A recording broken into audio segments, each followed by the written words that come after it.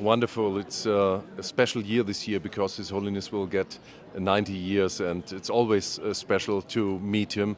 And he's a wonderful person, and he's not only for Tibetans. I'm Christian, but he means a lot for the people of the whole world.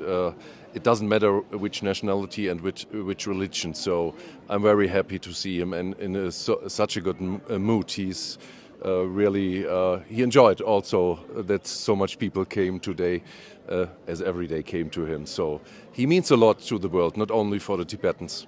And I wish him a very long life. This is one of, if not the greatest privilege of my life, and it was an honour to be able to send a message to His Holiness from his many, many friends in Scotland, many of whom remember so fondly his visits to our country. So it was a huge honour.